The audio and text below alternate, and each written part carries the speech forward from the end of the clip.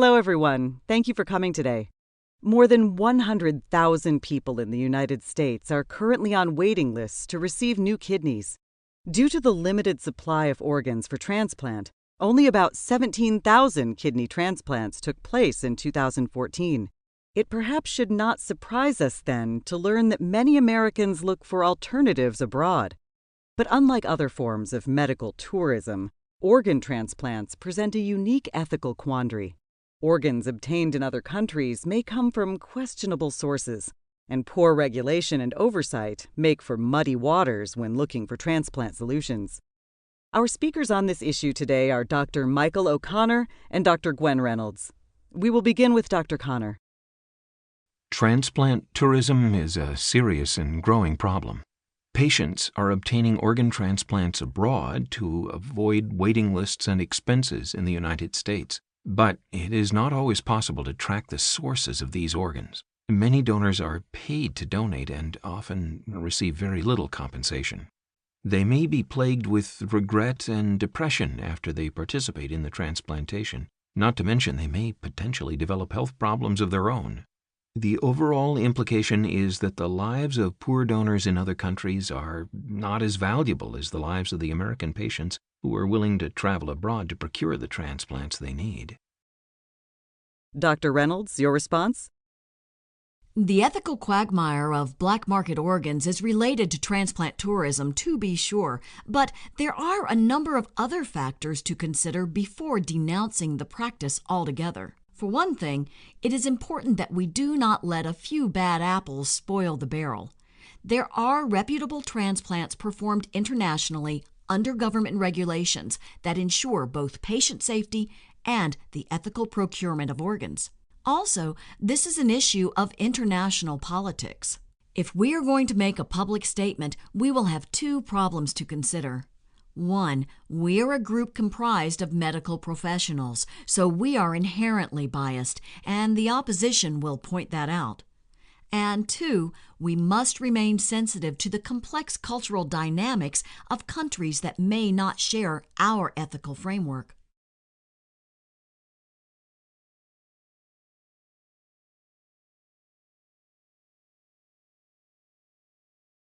How common is transplant tourism? An estimated 3,500 to 7,000 kidney transplants involve paid donors throughout the world every year. That's between 5 and 10% of total transplants.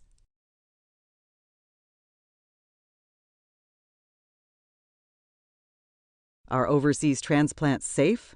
A recent UCLA study of 33 patients who had received transplants overseas found that they had much worse results than patients who received transplants in this country. Paid organ donors are not screened as thoroughly as they should be, and problems like hepatitis are often overlooked.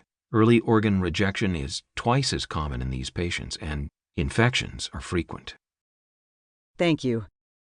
To read the abstract of the UCLA study Dr. Connor mentioned, visit the Resources tab.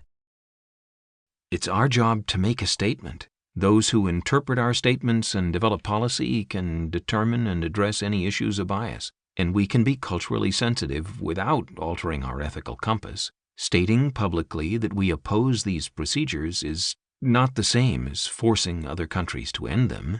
It only means that we are presenting a consensus of professional opinion in the hope of reaching an ethical industry standard on a global scale. We're pointing out problems that need solutions. Maybe we should keep in mind the words of Rudolf Virchow: medicine as a social science, as the science of human beings, has the obligation to point out problems and to attempt their theoretical solution. The politicians must find the practical solutions.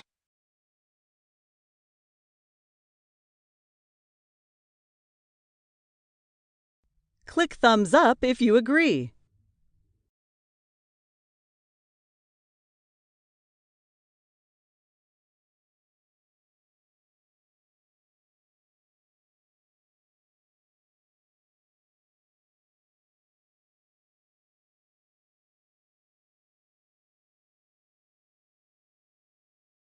I am not arguing what our role is to be, Michael.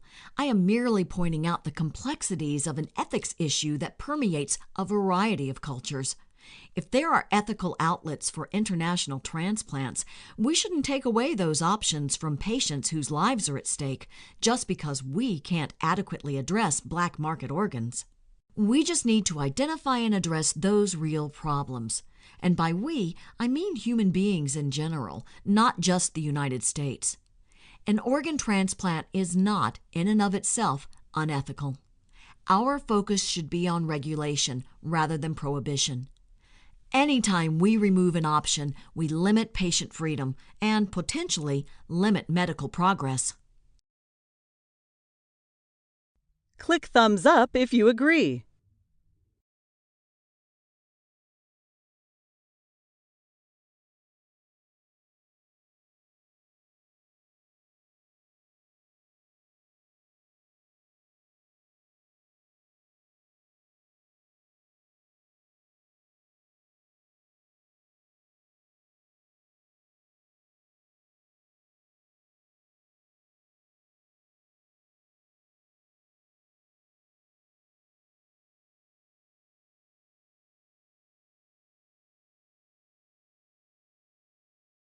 What do we know about the issues facing the paid organ donors?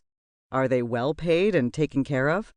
It varies widely, of course, but poor people who sell a kidney sometimes do so for as little as $800, according to the World Health Organization. They will face future health problems, including the worsening of their own kidney functions, provided, of course, that their surgery goes well, which is never guaranteed. Donors in America can have kidneys removed with very small incisions, but third world donors can end up with wounds up to 14 inches long. These wounds take months to heal, making the patients unable to do the manual labor that most of them depend on. Thank you. Now it's your turn to participate in this discussion. Consider these responses and choose the one you believe to be the most ethical. You will need to explain your reasoning and refer to the ethical theories we have discussed in class.